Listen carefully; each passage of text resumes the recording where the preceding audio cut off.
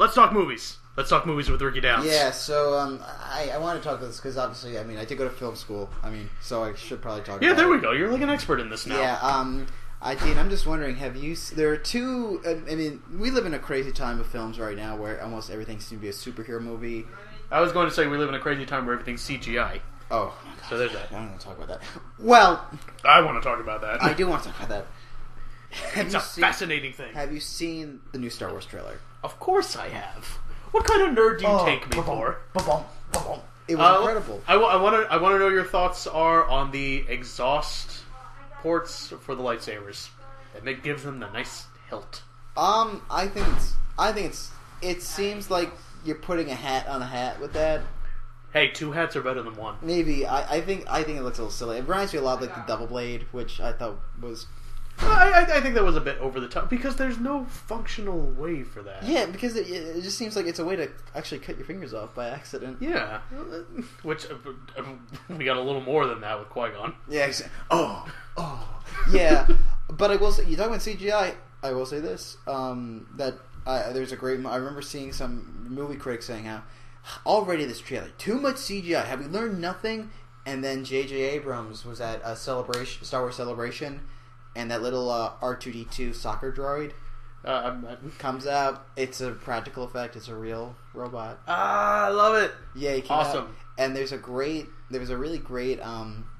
He was doing something for UNICEF, and he was on set on a Star Wars film on set. Really? He was on set. He was in the desert, and that all that stuff in the desert. They're in a desert. They're in a desert.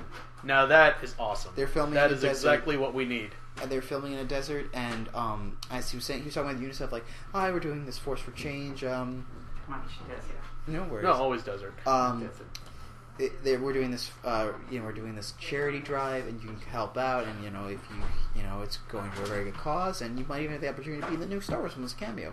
Great. Please tell me there were people dumping their entire life savings into the movie just for that one little cameo. Sure there were, but as during this little video where he's doing it, a puppet, a full-blown puppet, and he looked really cool. He kind of had a beard, and he was walking behind him, takes a look at JJ, kind of shakes his head like, "Oh, this guy," and walks away, and it was a puppet, and I got a little... It was really great. And was it a puppet or a Muppet?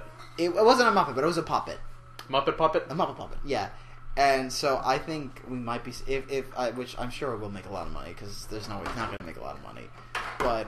Well, it's Star Wars. Yeah, it's going to make money no matter what. But if this is a good film, we might actually finally see a return to practical effects. Yeah, there's an interesting way of going about it. Because CGI... we talk about Jurassic World, and what are your thoughts about Jurassic World? The only thing that I really know about Jurassic World was, I think, one of the original...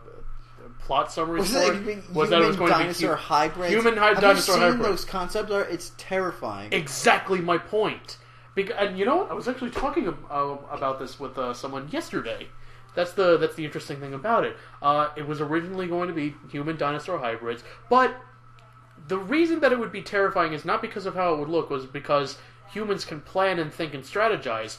But isn't that what was scary about Jurassic Park to begin with? Yeah, the raptors. Yeah, the raptors, they've learned to communicate with each other. They've learned how to hunt and strategize. I'm like, you can't expect animals to really do that by themselves. Unless we're talking about wolves. Yeah. I think wolves can plan. Wolves can plan, yeah. I mean, that's the thing about a real velociraptor isn't as intelligent as they make it out to be. It's a real velociraptor. A real velociraptor is a very intelligent, and they're also much smaller. And in the ground. Yeah, in the ground. Yeah, that's true. A real velociraptor, he's dead. A real velociraptor wasn't as intelligent. It was it was a very intelligent dinosaur, but it's about the same length of maybe a wolf nowadays, which is very intelligent, but not like it can't open up a door. Maybe it can, I don't know. Shut up a dog portrait. Are wolves velociraptors? Jurassic Park, I feel it gets a lot of flag, and I think that's just changing, particularly from academia. You're not going to find a lot of scholarly articles written about Jurassic Park. That's changing now. Now that it's given an age, people are starting to finally realize that film was more than just an action movie. It was saying a lot about our role in nature, the fact you cannot play... Wait, that wasn't immediately apparent the first time we looked at it? I mean, for a lot of, I remember even Brandon. I was talking to him about Jurassic Park. Oh, it's just an action movie. There's not much going on there. Really? Yeah, and I was shocked by that. That leapt out to me the second I saw it. The fact that they were talking about you're making them all female. Life finds a way, though. Yeah, I know.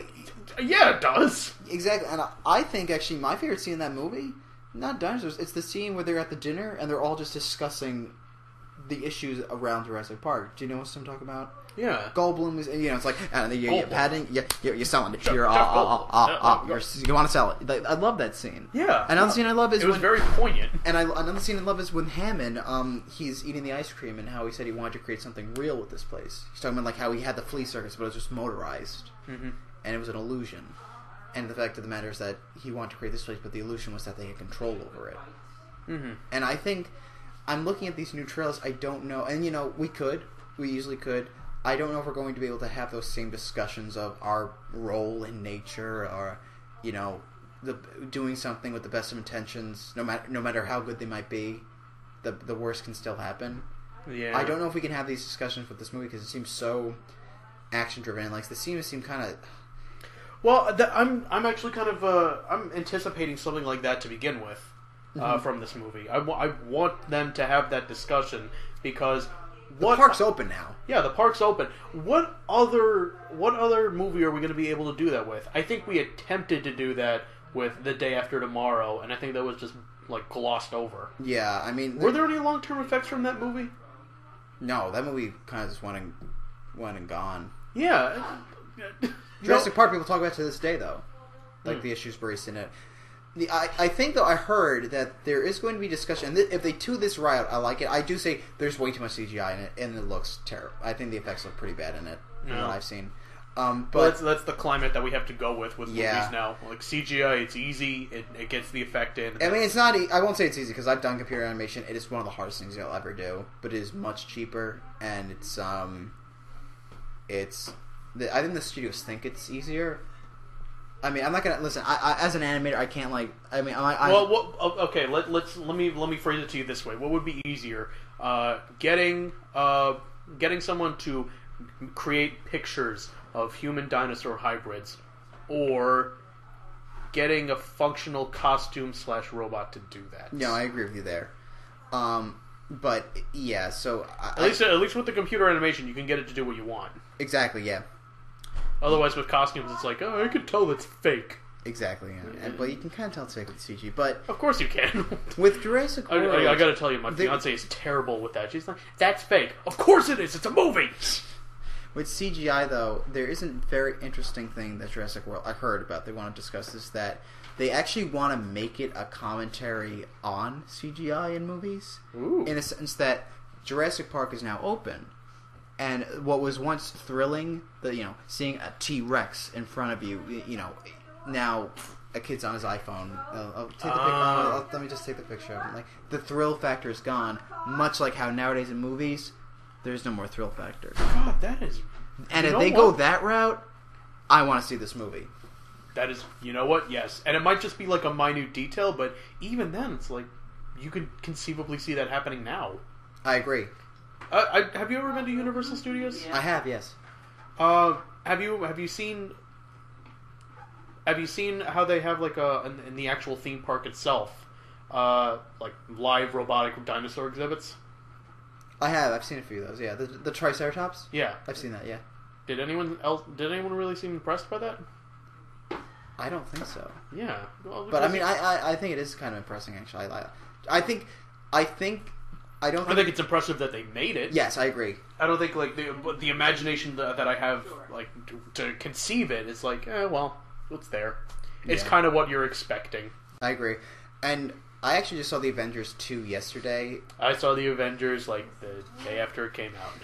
What are your thoughts? Because I heard my brother was very angry. I loved Ultron. I loved Ultron too. He was an incredible villain. I will fully admit I was rolling my eyes during a lot of those Natasha and Hulk scenes. I wasn't buying it.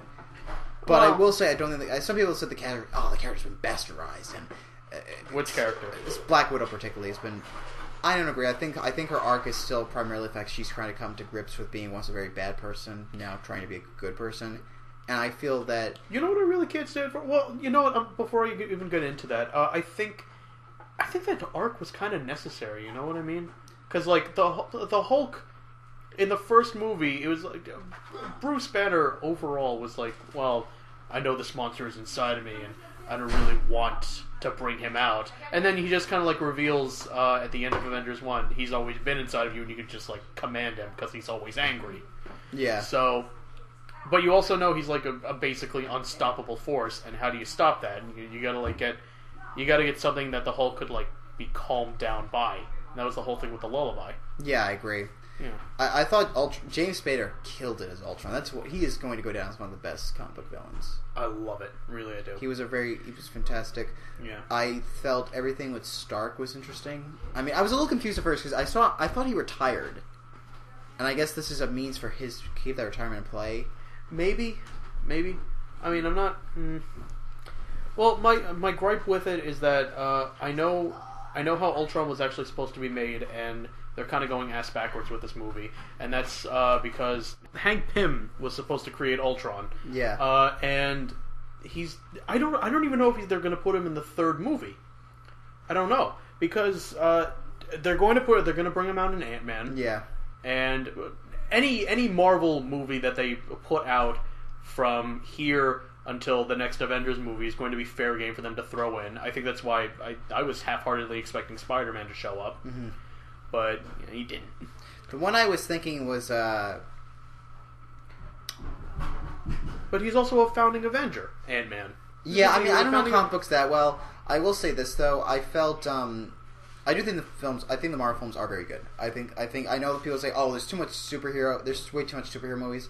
I give a pass for Marvel because they've actually made a bad movie. A terrible movie. Which one? What?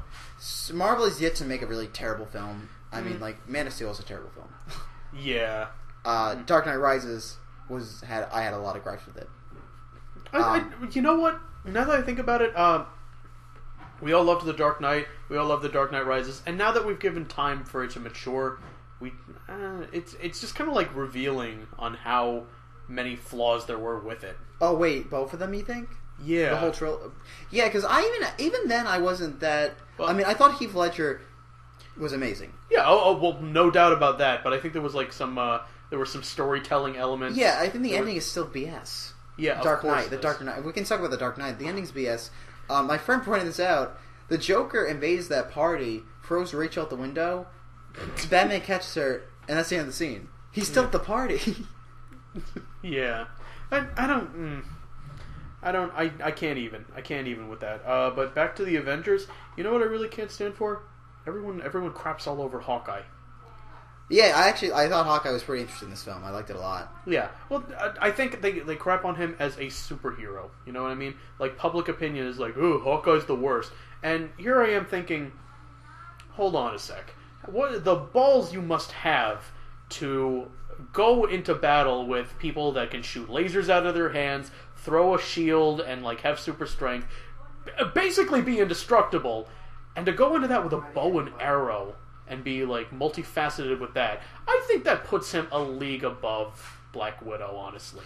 Oh, I love Black Widow's my favorite. Yeah, no, Black Widow. No one lumps Hawkeye and Black Widow together as like, well, who's competing for last as far as like coolest superhero? Because Black Widow has a really cool story, but come on, a bow and arrow. That's really cool. Yeah, though. I agree. I was also very happy. Natasha can't make things go boom. Hawkeye can.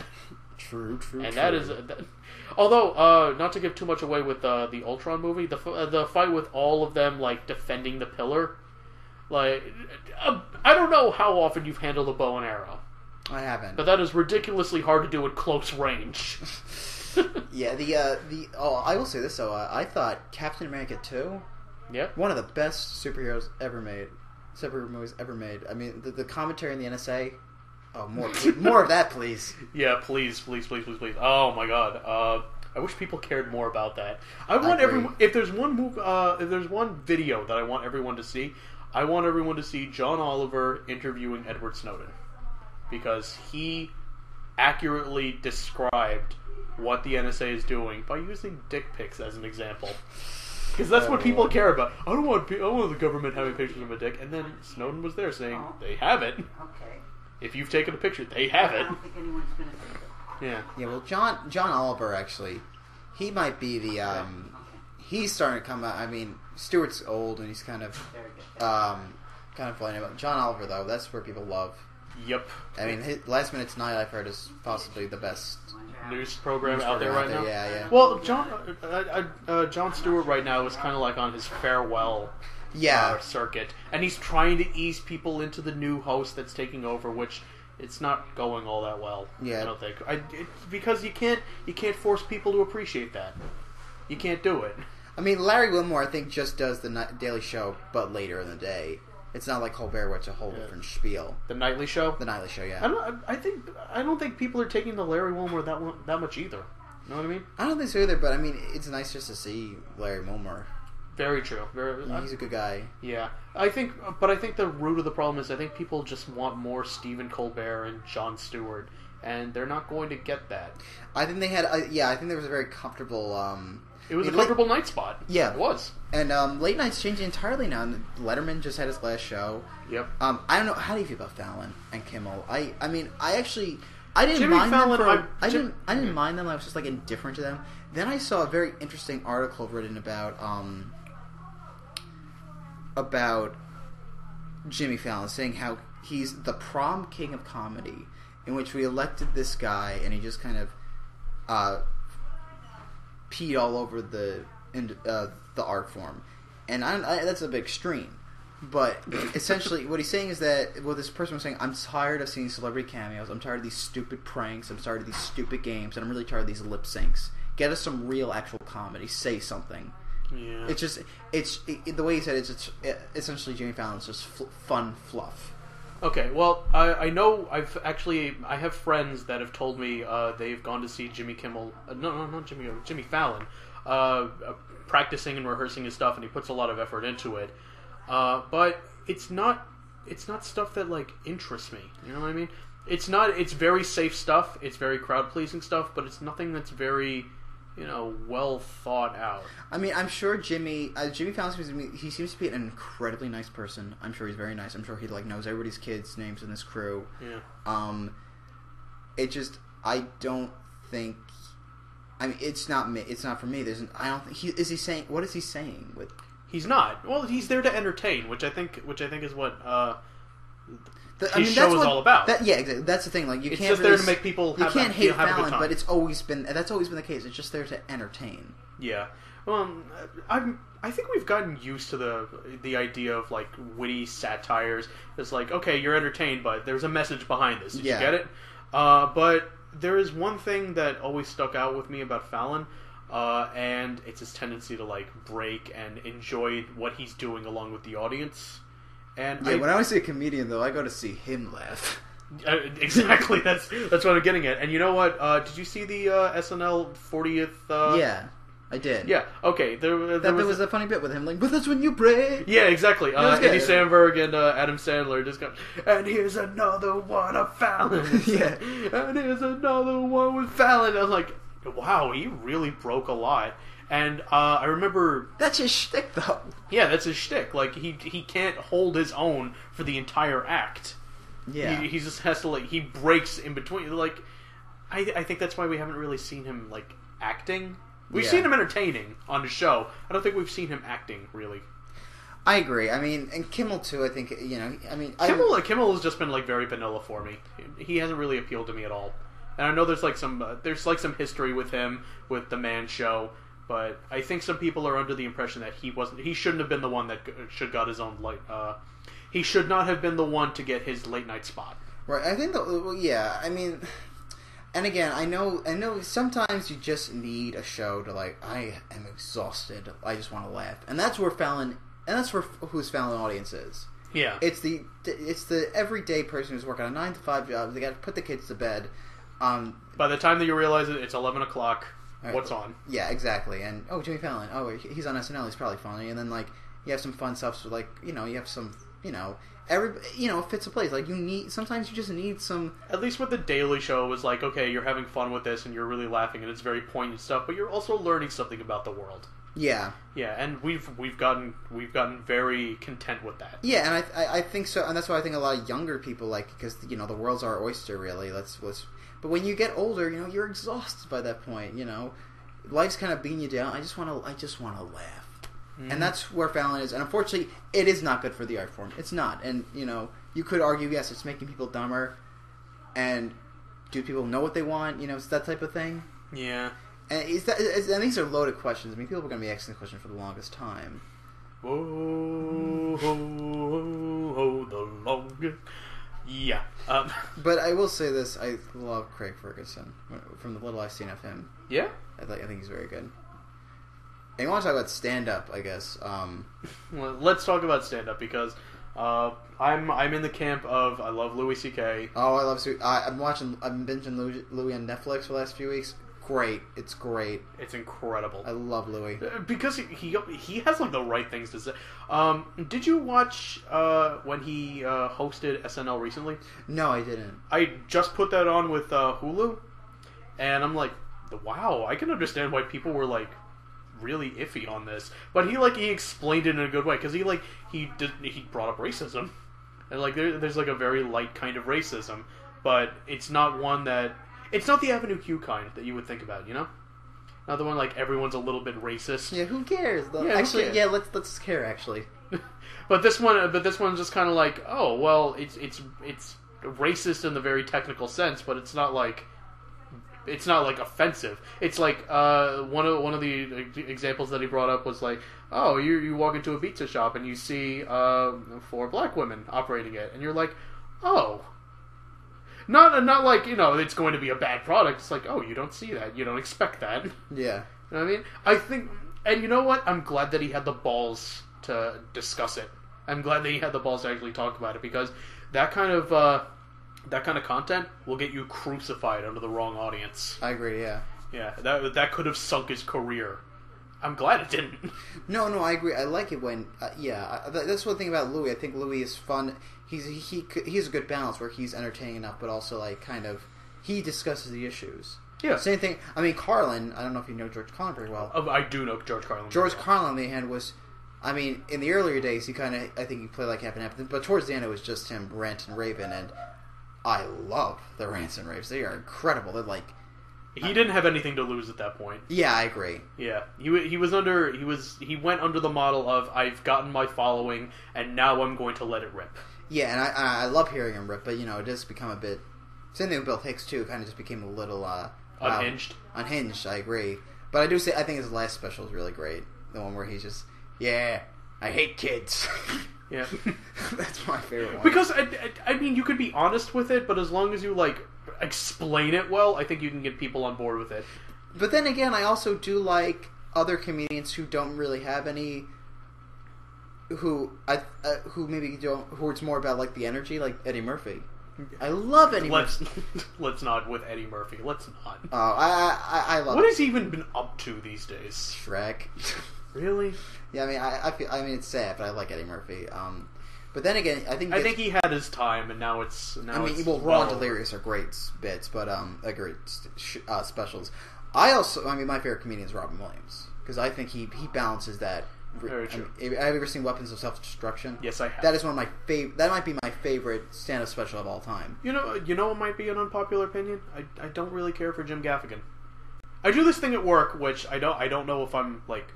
If anyone from work heard this, they might think less of me. But it's like, well, this is what I do. Have you ever had a friend, or are you one of those people that needs to have like something in the background, either like you can hear it, it's white noise, no, I'm not or you really. can like have something there. That's what I do at work. Mm-hmm. I like listen to very long videos at YouTube, or lately it's been I've had like a YouTube Let's Play just kind of like in a corner. Yeah, no, Let's Play. Yeah, Let's Plays are big. Yeah. Yeah, and I just kind of like have that going, and it's like, well, it keeps me productive because I need to have like something going on while I'm working. And one of those things that I do is I just kind of like listen to very pirated recordings of stand-ups because that's what I can get on YouTube. And one of them was Jim Gaffigan, and I gotta say I listened to like the entire hour of it was not impressed. I know some people love Jim Gaffigan. They love when he talks. I mean, I think this is funny. He does the voice like this, and then you're like, it's like the very gentle voice, or he does like, yeah, we go to Yum Yum Donut, and like I get it. I chuckled a little bit, but it just got very tiring. Interesting. I like that. Maybe it was just stretching out the material too much. I think he's alright. I think maybe he does stretch it a bit, but I going back to Robin Williams. I can't think of anybody better who like just kind of had that balance of having some great satire. I mean, the bit with weapons. We'll stick with weapons of self-destruction because I think the bit with we're just waking up for ethanol. We're waking up from the drug and like last thing I remember was Clinton was in office. We impeached him. Oh no! What for? What? A blowjob? Who he blow? Putin? That's great. We was talking about the Vatican. Yeah. Homosexuality is an abomination. Time out. You're the Pope? Yes. You're like Freddie Mercury's stuntable. Yes. You had a bit of a problem. He had an energy that I don't think anyone can emulate. Yes, and that's why I think it's both like some great satirical material, but also some high-paced energy, impressions. I think if you could look at it like this way, Fallon is all that entertainment aspect. He's got some great impressions. He's got a lot of energy, but with no real substance behind it. No real substance. Carlin has all substance, and I'm not gonna bash Carlin, but I think there's he's a bit more monotone. He's a bit more laid back. Robin had them both, and that's why that's what I think you need to aim for. That's why personally that's what I would aim for. Get all that energy going out, but you gotta have something. Chris Rock was describing it, and I love Chris Rock. You get it, it's about the jokes. Chris Rock is nothing but energy. Yeah, exactly. And again, like Robin Williams, he has these very hot, very, very, very like kind of advanced social political issues that he's talking about. Like he talks about discrimination, segregation. He talks about black politics, black feminism, whatnot, and he breaks them down for his like kind of energetic thing. Yeah. And he's another one I Louis C.K. too. Louis a little more. I mean, Louis is different because can someone explain to me Kevin Hart? Why do people like Kevin Hart? Oh, I like Kevin Hart. I think it's just because he's a funny. To me, he has funny stories and he's funny about them. Yeah, I don't know. I feel like he's a bit. I feel like I get stressed out just like listening to him. Oh really? I like Kevin Hart. Yeah. I think he's like he always reminds me of someone else. You know what I mean? Mm-hmm. Gotcha. He always reminds me of that. Not really of himself. John Oliver. Because I've been listening to Last Week Tonight and watching all of his segments, I think he's like slowly creeping towards the favorite spot on my list. Really? But I gotta say, when he tells a joke on his show that I think he's like insisting on or was like expecting a big laugh and it falls short, it just feels very awkward. Oh, interesting. I haven't seen enough John Oliver comment. There's definitely like there's one instance that sticks out to me. I think he was doing a segment on sugar. And I think he was doing a Scarface impression. And they were like, "Say hello to my little Jebby. Say hello." I was like, you see that? See that stone faced expression that you're giving me right now? That I think is what the audience was giving him, or like they were smiling, and like I think he like kept insisting on it, like for a big laugh. Gotcha. And I'm like, well, that's tough. That is tough. I mean, you got to read. I mean, from speaking a little bit in the field, it is kind of, and it's very upsetting when you think a joke's going to go good and it doesn't. Yeah. And then sometimes the thing. I mean, I was in a bit. I mean, we had a sketch in the last show where I played Seinfeld, and I didn't think. I mean, I think my Seinfeld's all right. It's okay. It's not that good though. It's okay. But actually, you got. That's everybody's laughing. I guess I got a good Seinfeld. What can I say? Oh, speaking of which, Seinfeld's going to be on Hulu Plus June 24th. Yes, the full series. What's the deal with Hulu? Is there a Hulu minus? What is going on? Oh my god! If you want a plus, that makes sense to me. Yeah, exactly. I was surprised people liked it so much. Oh, speaking of Seinfeld, there's actually one comic that I'm gonna have to show you later. It's like the comic, the writer himself is like he's big on like ennui and boredom and a little bit of depression, and it's like George is like, "I'm tapping out, baby. I'm tapping out. Where do you keep your razors? Who has razors anymore? Where are the razors? You know these blades, Jerry. They're a scam. These multi-blade things. I'm working for me." And like Kramer comes in and is like, "Whoa, that's not the right blade. What's he doing, Jerry?" I'll show it to you later. But they had the other one was I love Seinfeld. Have you seen Comedians in Cars Getting Coffee? Yes, I love that show. I love that show. I love it too. Glad that he's doing that. The one I guess we could. The one I also, and we were talking a little about John Oliver. The one British guy I love, Ricky Gervais. I know Ricky didn't come up in stand up. I know it's just kind of like a thing he does. Yeah, but I like it a lot. There's something about Ricky Gervais that I really. I mean, I'm not. I think I prefer Ricky more in roles that he plays, as well as like his show. I'm not a big fan of him on stand-up. Really, because it's the opposite of me. I'm not a big fan of the UK. I mean, as you know, I love the US Office. I'm not a big fan of the UK Office. I've seen enough to say like, okay, it's not for me. I want to see. I do love Life's Too Short. Right. I think he's very funny in that. I like his stand-up quite a lot. I think there's something. I think he plays ego the best I've seen anybody else do it. Yeah, well, he owns that. And I think the stand-up is where that shines a lot, and I think it's like too much for me. Okay. Because I'm already familiar with when he like antagonizes people on Twitter. Right. Yeah, and it's funny overall, but like I don't think I want to like tune in for an hour of that. Yeah, I think he has some great jokes though. That's the thing with me, and I think he's progressive. Again, I need someone who is progressive enough that they are saying something smart. And he does say smart stuff. I also he does. And another one I like is he hasn't done anything in a while, but Gilbert Gottfried, he's a riot. I saw him live. He was great. I have to introduce you to my friend who does Gilbert Gottfried reading 50 Shades of Grey perfectly. My clitoris. Yeah, exactly. But he does it like on the nose. Oh, great! I don't want to good. scream that word when your family's around, but yeah, it's fine. We all know what anatomy is, please. Oh, well, if you know what it is. Yeah, Gilbert is great. I gotta work on my voice. The one that I was surprised about. Do you know who Andrew Dice Clay is? I'm not entirely familiar with the name. Maybe Andrew Dice Clay was this a huge comedian in the 80s. He did this kind of tough guy persona. Hey, bada boom, bada bing. Does that. And he's kind of like regarded as like one of the great 80s comics. I'm watching his stand-up, and not only the comments hate him too, the audience is losing they're saying the jokes with him.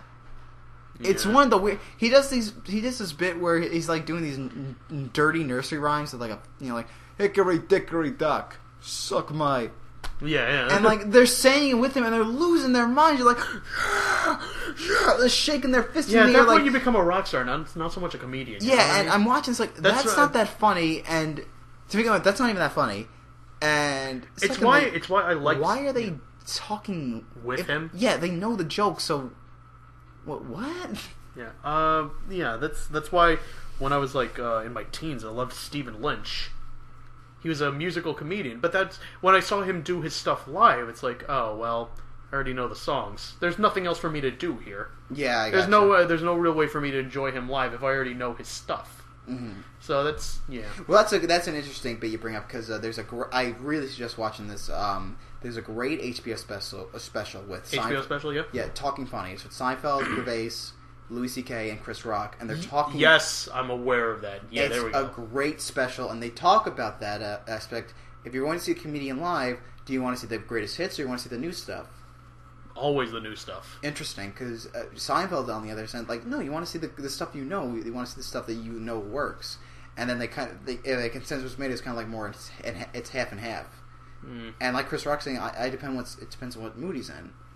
Because, some days he wants to hear the best of Prince, he wants to hear what Prince got up. Yeah, but then if that's the case, then why don't you just pop on a DVD at home? Yeah, and that's another thing.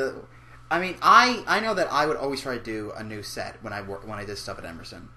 I would always try to do a new set. Yeah, when I performed songs for open mic nights at school, it's like I always tried to do a different song. You know what I mean? And they were all covers, but if you didn't know them, there was a big issue with some of the Emerson comedians, and Emerson really was a great school for comedians. We have a comedy minor, which is a little BSVX, maybe. Yes. Comedy minor. Okay, well, you majored in writing and literature. Oh, comedy minor. Make me laugh. There we go. Comedy's kind of off the cuff. Make me laugh. Make me laugh, and you don't get the jab. Exactly. Don't get the jab. But it really was a great school for. There were a lot of really talented comedians at Emerson. The issue is that so many of them did the same. If you were a regular and you did the open mics quite a lot, and there were about like I'd say like 5 to 6 open mics a semester, like twice a month usually. There was a lot. You hear the same jokes over and over again, like, oh my god, get some new stuff, please. And they would, and I understand that it is kind of an environment for like learning, so you want to refine the jokes to be the best as they can be. But after a point, like I remember seeing this one kid 3 times in a row did the same set. And then by the third, like, okay, I've heard it. I can't do this anymore. And that's another problem. Like, and I agree with that. Comedians get new stuff. Yeah, exactly. Let us laugh at new stuff. That's your takeaway on this. Yeah, precisely. And yeah. The other one, yeah, but there's a stand up really is weird, and it's something I know I feel it's just a great. It's truly one of the best. I would love to pursue it.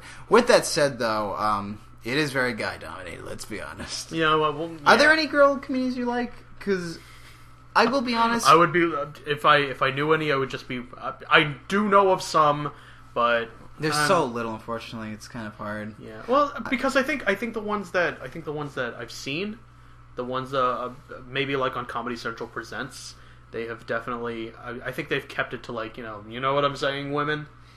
Yeah, no, like jokes. I'm not a big fan of Sarah Silverman, because of that. You know what? I'm not a big fan of Sarah Silverman. Just because I know people like her, but I think she's like okay. Well, I know her from the Sarah Silverman show, and it was. I like Tig Notaro though. Huh? Tig Notaro, that was great. Oh yeah, she's fun. But Sarah Silverman was like it was just like very immature, and I'm like okay, well some people like that, some people don't. Yeah, it just she never really struck a chord with me. I mean, I think the thing with Sarah is that sometimes she says these vulgar things, but is there a point to them though? Yeah, that's why I think vulgarity is important. Like, are we putting her in the Jimmy Fallon camp?